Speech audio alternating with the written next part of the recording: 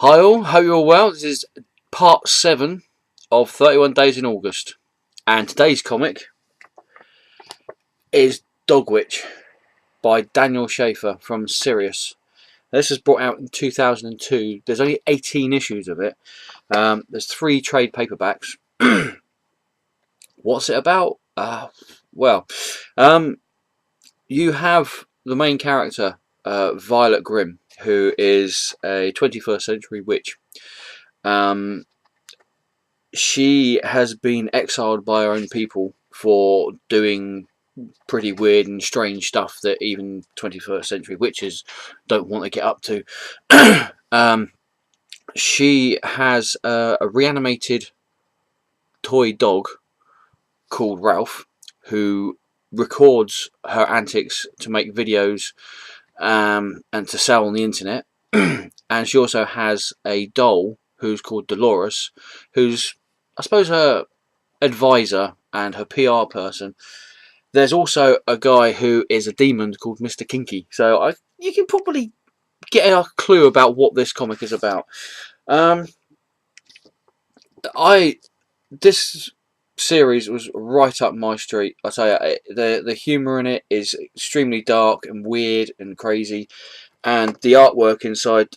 Daniel Schaefer writes and draws in this comic. We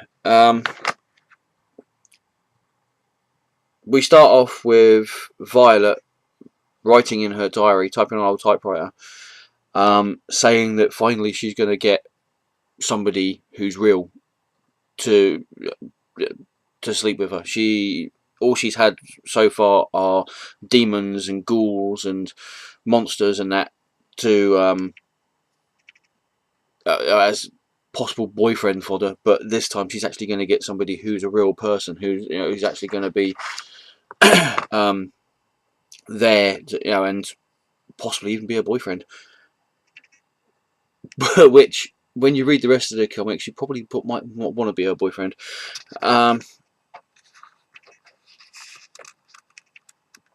We see on the outside of her house.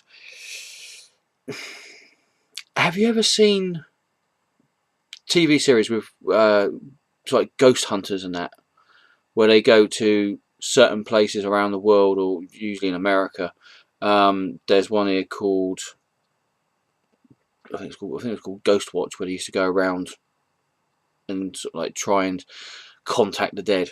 Well, there's a place in America, and the name of it's just popped out of my head, which is really strange because I've watched about 10 or so documentaries on this place. It used to be a tuberculosis hospital, a sanitarium, years ago, in like the 30s and 40s and 50s. Now people go there because of the supposed high amounts of spectral anomalies that go on there.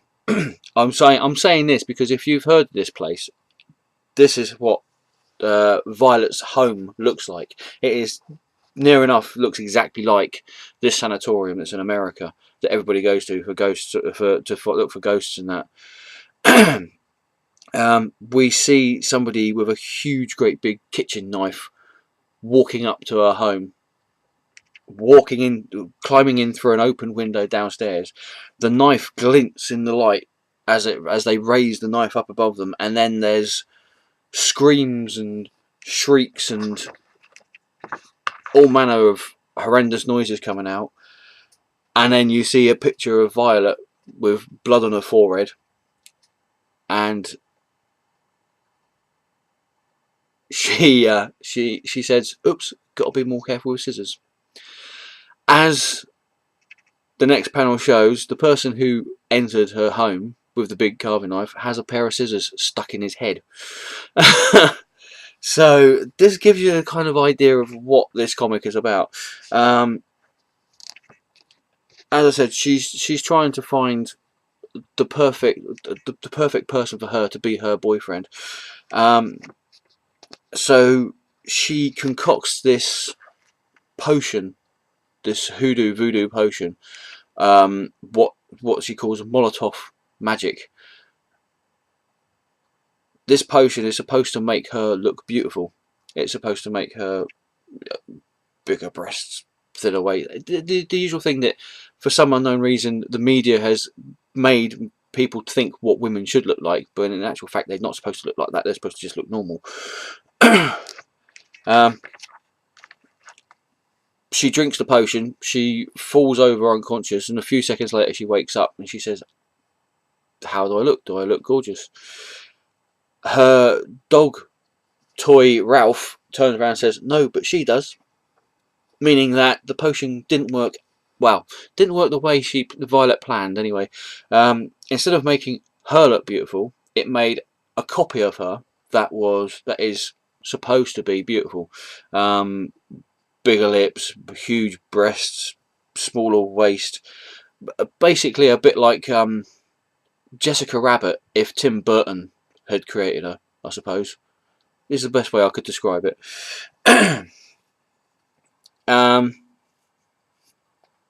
She is supposedly everything that Violet isn't in the beauty stakes sort of thing. Which, I'll show you some of the pictures.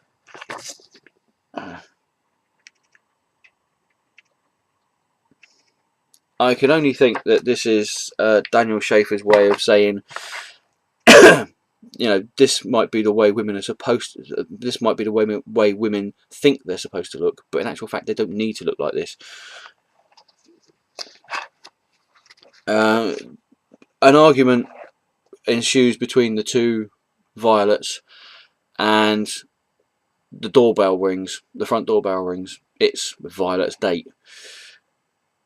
The Barbie Violet, if you want to call her that, she says, right, I'm going off to my date now. Violet turns around and says, I think there's only one person who's going to go on the date, and that's the person with a head, as Violet takes up a knife and cuts the Barbie Violet's head off. Normal Violet, if you can call her normal Violet, goes to the front door, opens the door, and who stood in front of her but the guy who snuck into her house a few moments earlier with the scissors still stuck in his head. Instantly she goes, oh, you're a demon. The guy goes, no, I'm not. And there's an argument about whether the fact he is a demon or not. It turns out he is a demon because she goes in, slams the door in his face, and moments later comes out with a bucket of holy water, which she chucks over him, and he melts.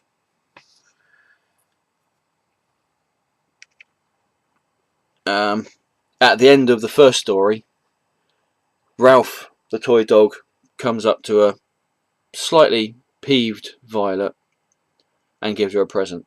It's the would-be maniac killer's brain, to which Violet turns around and says, oh, look at that, he did have a brain.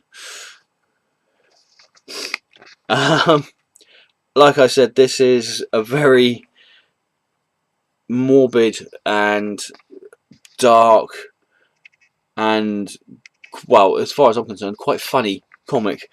The second story is called Nefarious Kinky, where Violet ends up trying to go on a date with a zombie. Dressed up, and Violet's dressed up as a giant bunny rabbit. I'll show you the pictures. There you go. The zombie turns around to her and says, what do you think we're supposed to be doing? She whispers in his ears, to which point he says, I might be a zombie, but I'm not that sick.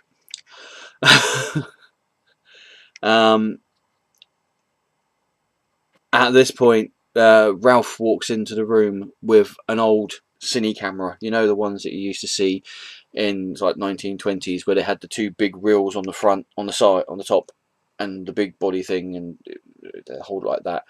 you know, the old-fashioned cine cameras. Well, Ralph the toy dog walks into the room with a cine camera, and the zombie goes, "What's going on here? What are you doing?" Ralph turns around and says, "Well, we're making a video of what you're going to do, so we can sell it on the internet." So at which point the zombie turns around and says, "No, I ain't having any of this. I'd rather be dead than do this." And he dissolves in a pile of bones and goop, much to the dismay of Violet.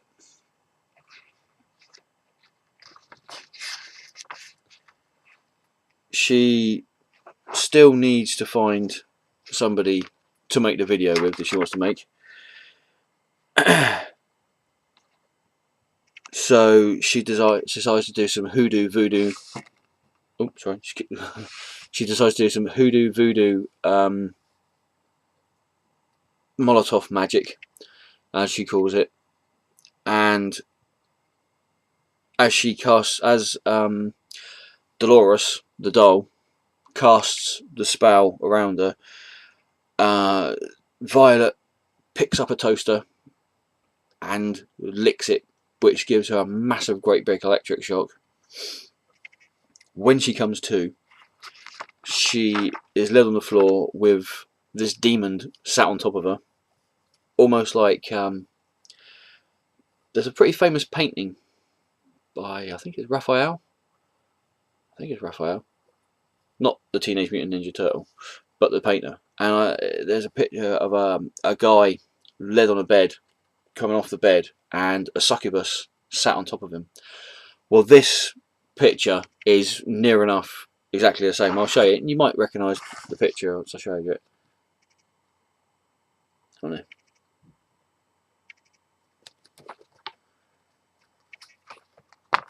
She automatically screams, jumps up, pushes the demon or succubi off her, and says, "What are you doing in my home?" The demon gets up.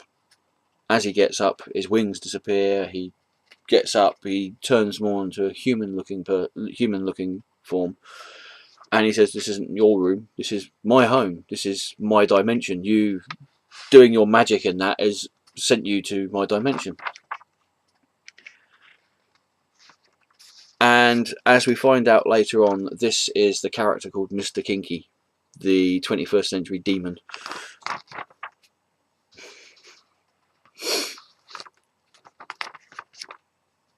They chat and find out they have a heck of a lot more in common than they first thought they did. And Violet has to rethink her ethics on dating demons, because this is a very suave and sophisticated demon.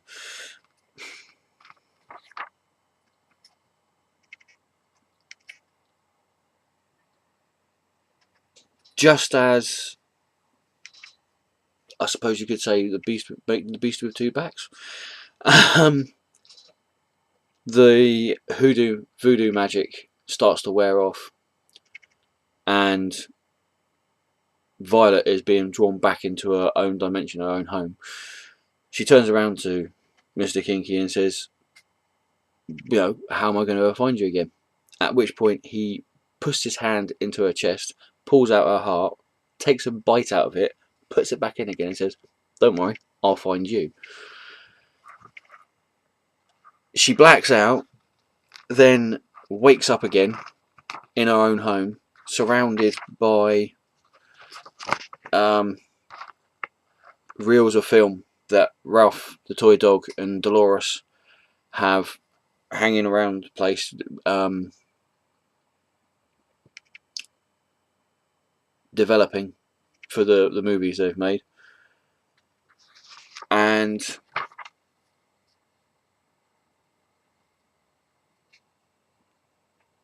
they turn around and say that it's some of the best video they've probably ever made, and they can't wait to put it on the internet.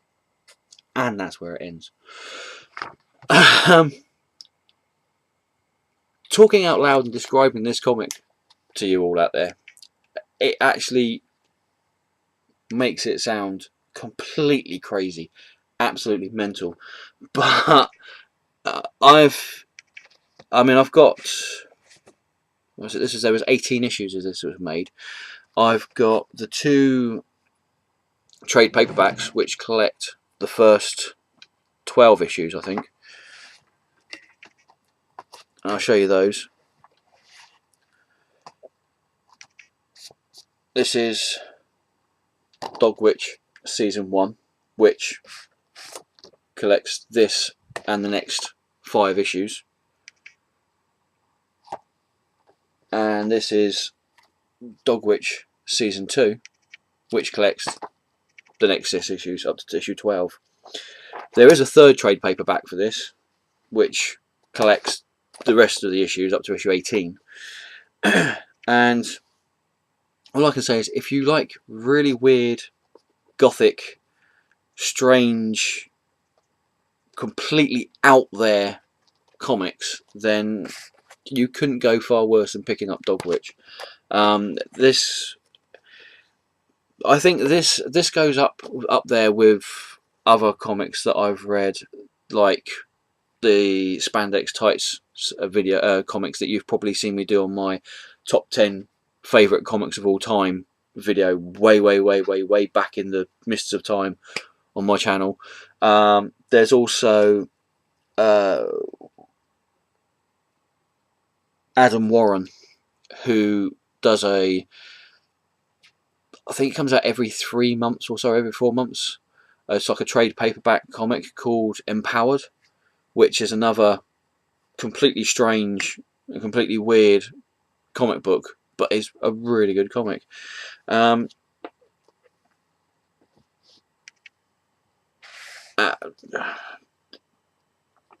mean, this is definitely my kind of sense of humour, really. And I think even if you just pick up the first trade paperback just to see what it's like, I think it's definitely worth having a look at. So there you go. That's part 7 of 31 Days in August. Number 1 of Dogwitch. I hope you enjoyed that. Tomorrow will be part 8, and who knows what that's going to be.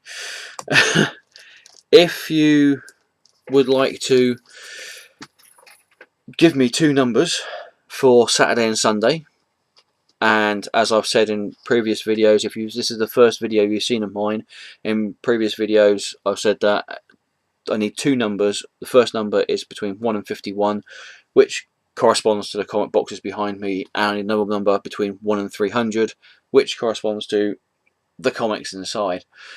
I will do the draw for that on Friday. Live? Semi-live. Recorded, but I'll be doing it in here live. Well, I imagine I'll be live anyway. After last time, yeah. So, yeah, thanks for watching. I hope you all enjoyed that. Hope possibly you might even want to pick up the trade paperbacks of that, because it's probably better to see if you can pick up the trade paperbacks of that, because the single issues are ridiculously expensive. So yeah, thanks for watching. Take care. See you tomorrow, and ta-ta for now.